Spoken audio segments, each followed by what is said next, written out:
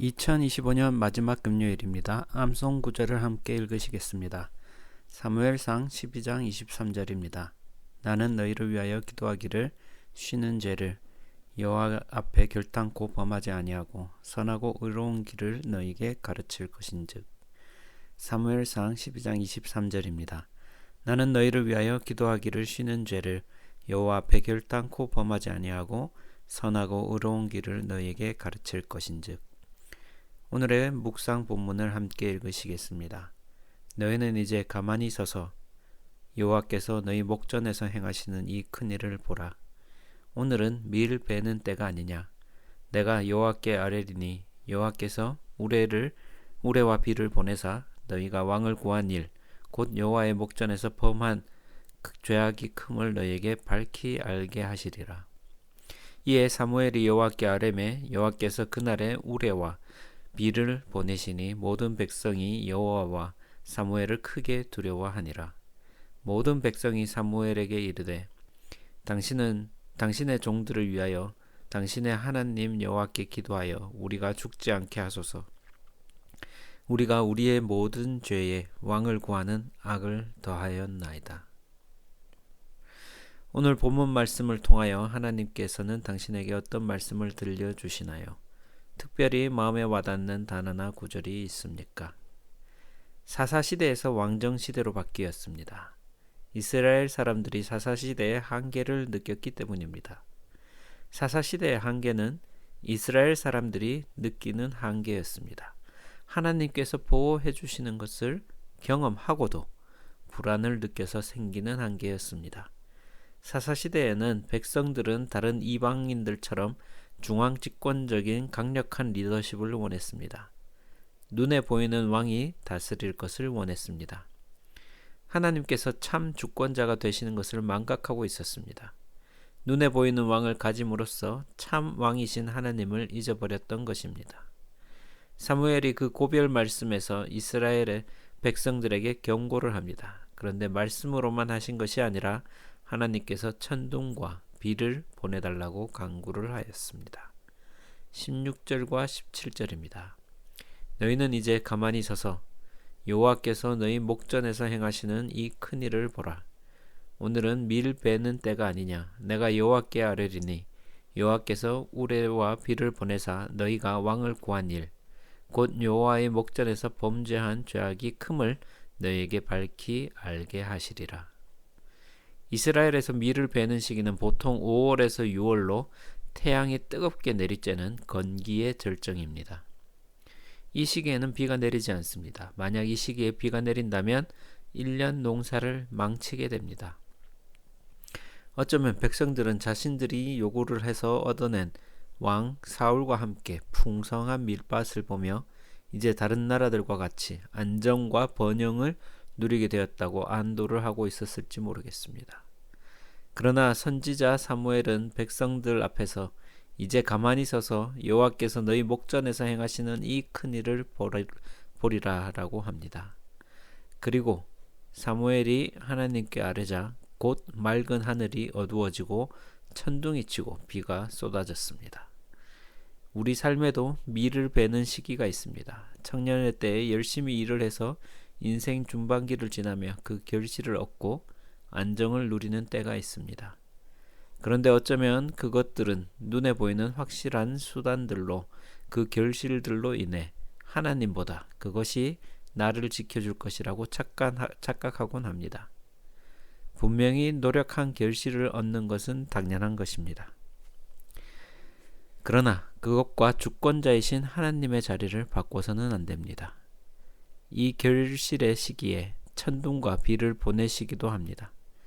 가족 관계에서 혹은 직장의 일로 천둥과 비를 맞이하기도 합니다. 하지만 하나님께서는 심판하시기 위하심이 아닙니다. 그들이 눈에 보이는 것들에만 안정감을 느낄 때 진짜 왕 하나님을 기억하도록 그들을 깨우기 위함입니다. 오늘 본문 말씀은 당신과 당신의 삶에 어떤 의미가 있습니까? 이 말씀을 어떻게 당신의 삶에 적용할 수가 있을까요?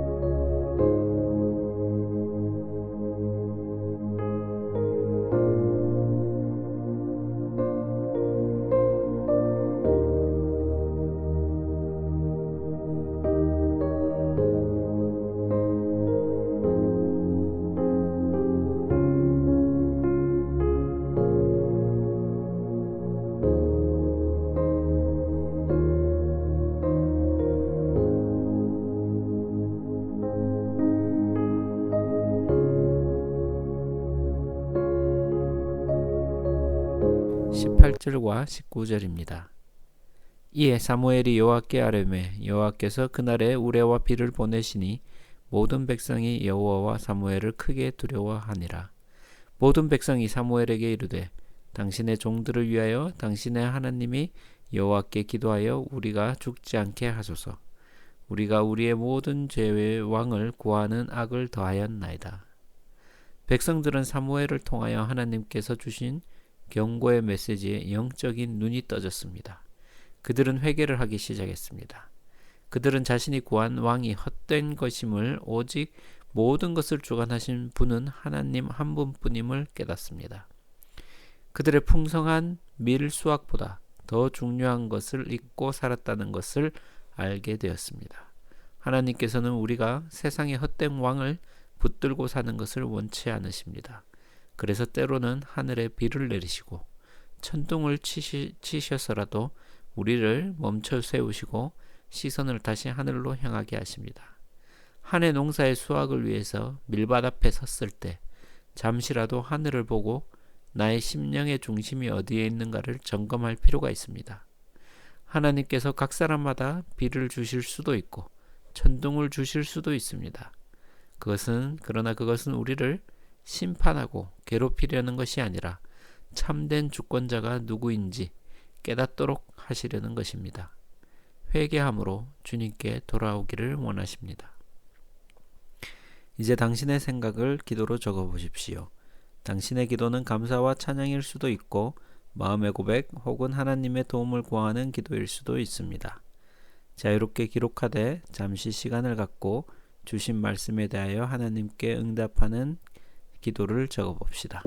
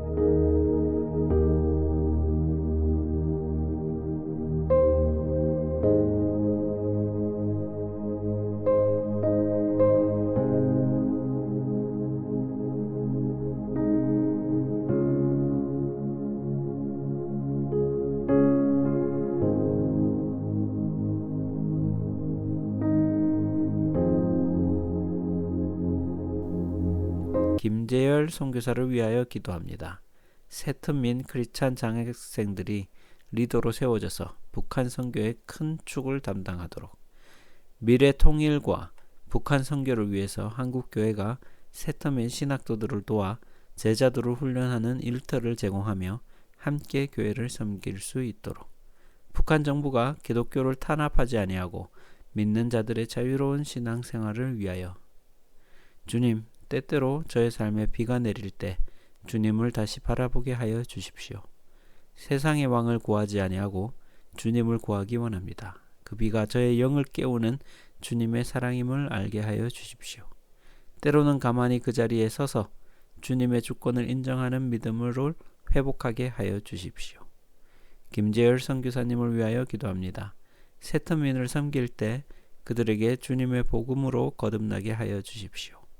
그 새 천민을 통해 조국 한국 통일의 기초가 다져지게 하여 주십시오. 선교사님의 영적, 육적 건강을 지켜주십시오.